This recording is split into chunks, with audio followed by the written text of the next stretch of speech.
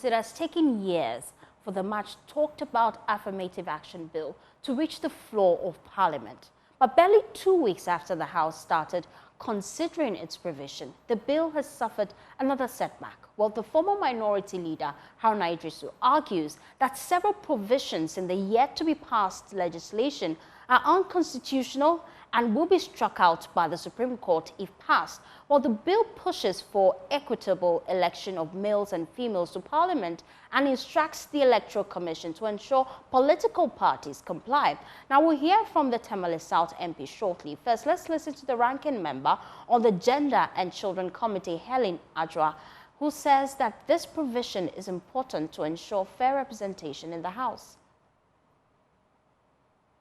Ghana was ranked 147th position out of 193, which is very bad. So without legislation to address cultural, economic, and political gender imbalances, I think we'll not be able to achieve, especially the SDG Goal 5. So the committee, we have worked tirelessly since the sixth Parliament, Mr. Speaker. Your committee has worked tirelessly for this year's past. So where we have gotten to, Mr. Speaker, is as a result of hard work.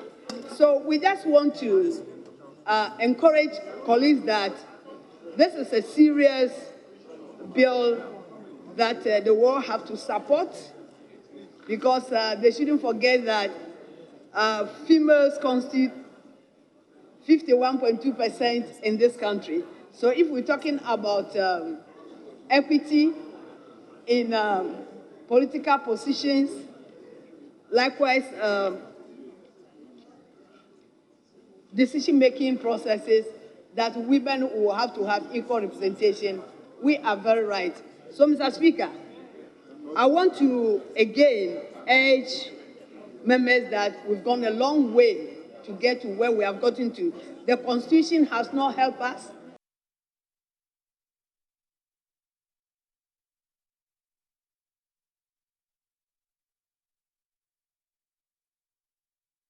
But the former minority leader, Haruna says enacting any such law without first amending the Constitution will be unlawful, insisting political parties cannot be forced to field female candidates in parliamentary elections. Let's listen.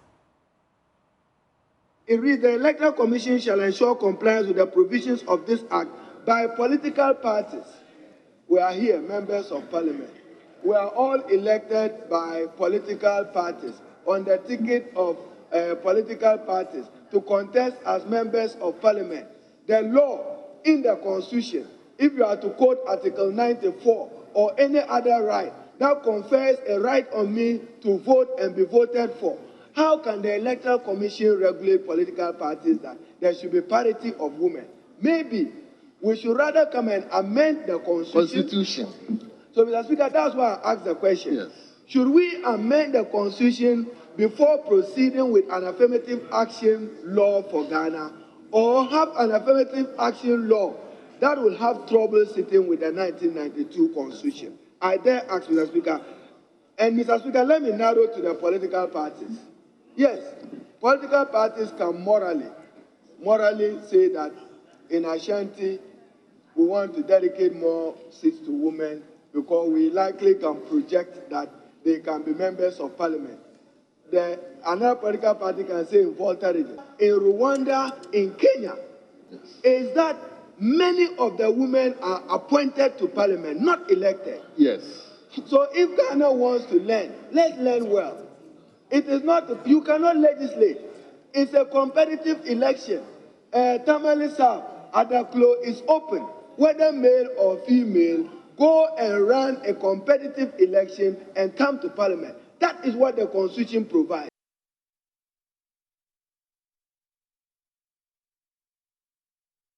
Well, the bill also requires that media houses portray females in a positive light. Another provision, Haruna says, is unconstitutional, as media houses and journalists are granted the freedom over their editorial policies and do not subject that to any external control.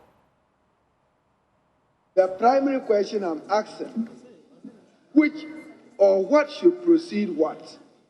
Should it be a constitutional amendment proceeding before we consider an affirmative action bill that sits well with the 1992 Constitution, or we want to pass an affirmative action bill, probably not too sure that some aspects of the bill may offend Article 1(2) of the Constitution.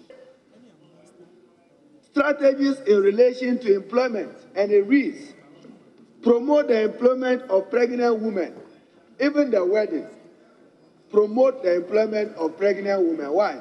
If you were already in employment and you are pregnant, you can be protected. But if you were pregnant, and we say that, Mr. Speaker, page 32, promote the employment of pregnant women. How do you promote the employment of pregnant women? So even when we come to it, by this provision, you are saying that pregnant women should be employed.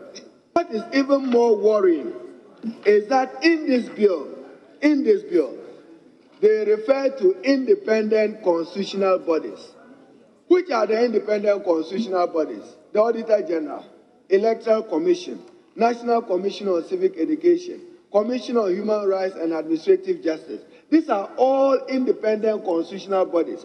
And Mr. Speaker, I just take you to National Media Commission and page 27 of the bill. Mr. Speaker, it reads, the National Media Commission shall take appropriate measures to ensure that, Mr. Speaker, these are my words. No, these are the words in the report. Women are portrayed positively in the media, and that stereotype. So you cannot put this in this law, in a law, and say that a media house has a duty to portray a woman positively. The woman must merit positive reportage if she behaves positively, like any other man.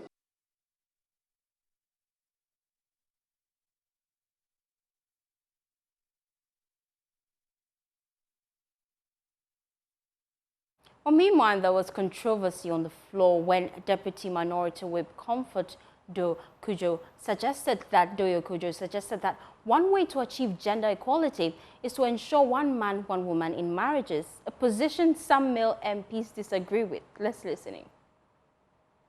But nobody is going to take over from a man. Mr. Speaker, the only thing that we achieve this equality is marriage. One man, one woman. One man, one woman. Marriage, that's all. In Ghana. No. Everything else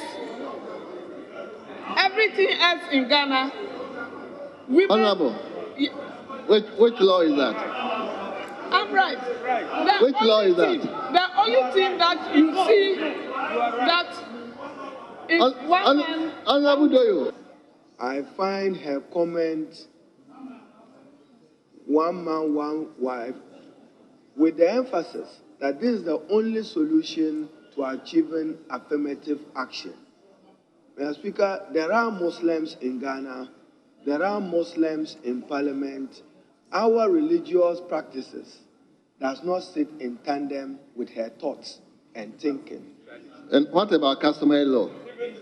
And even customary law. Mr. Speaker, so to allow these words to stay in the Hansard will be repugnant to my Muslim values, belief, and practice.